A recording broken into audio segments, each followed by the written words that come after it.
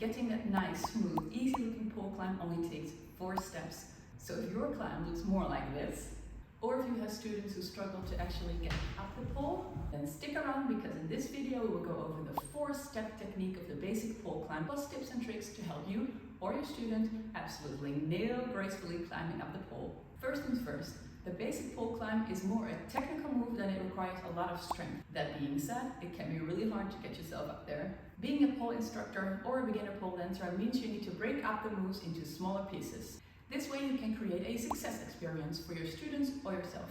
Even basic moves like the pole climb can be divided into smaller parts. Another added bonus to breaking up a move is that you can focus on the one part that is most difficult to you or your student. We have divided the basic pole climb into 4 steps.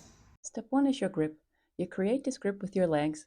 Place one shin diagonally on the pole with the inside of your knee resting against the pole. Don't worry about your foot being flexed at this point. Grab the pole high with both of your hands. When you start with your right leg, your right hand will be your upper hand and vice versa. Remember to train both sides equally. Imagine pulling the pole down into the ground. This will properly engage your shoulders.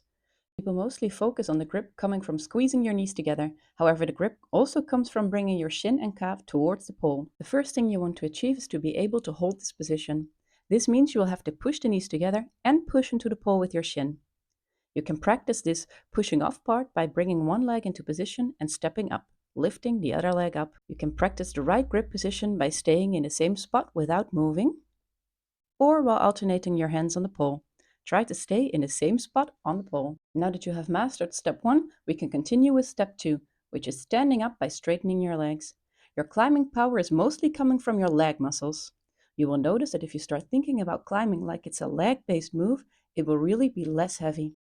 Pulling yourself up from the arms is way harder. Practice the standing up by straightening and bending the legs while maintaining your grip position.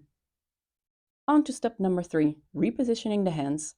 After you stood up and brought the hips close to the pole, slide your hands up high. Keep both hands close together.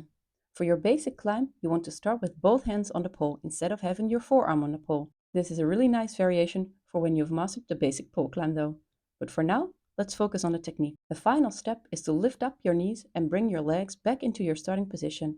Because you are hanging from your almost straight arms, this will require the least amount of strength. And while you are hanging from your arms, remember to engage the shoulders by pulling the pole down into the ground like we discussed before. Think about how we practiced pushing off of the pole with our shin, because this will come in handy now. If we just lift up our knees, we won't be able to create a nice grip to continue climbing. We have to actively push with the leg closest to us so we can bring our knees into the desired position and start squeezing again with the knees. You can practice this by lifting up your knees one by one while actively hanging from your arms, or lift up both knees at the same time if you are feeling strong today and want to add a little extra oomph. So, to recap, these are all the steps that we discussed. Step 1, positioning our hands and legs. Step 2, standing up. Step 3, reposition our hands. Step 4, reposition the legs. Now you want to work on flowing through the different steps, so it will be one smooth movement going up the pole. This will take some time and practice, but that's totally okay because we love pole. And when you feel comfortable with your basic pole climb on both sides, you can really start to play around with all the different options there are out there. For example, you can start cleaning up your climb by practicing pointing both feet while you climb. This feels a little different because the grip point is now only at the bottom of your shin and no longer on your foot as well. But look how pretty it looks. Another pretty variation is the forearm climb, where you place the bottom arm on the pole. Make sure your forearm is placed diagonally on the pole by placing your hand on one side of the pole and your elbow towards the other side. This way your forearm will stay nicely in place. Push off of the pole with your forearm when you climb.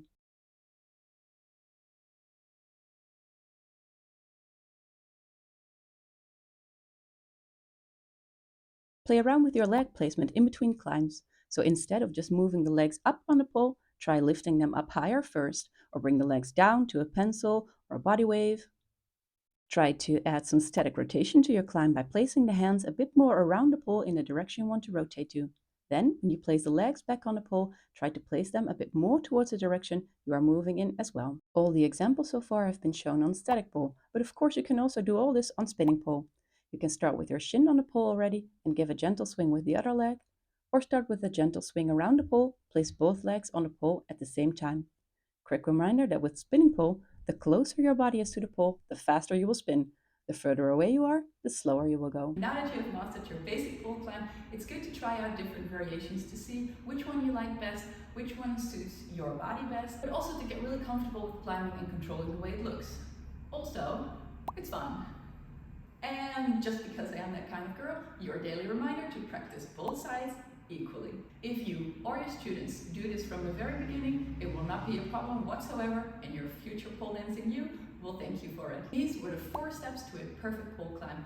I hope you've enjoyed it. Thank you so much for learning with me. If you have any questions, feel free to leave them in the comment section. See you next time.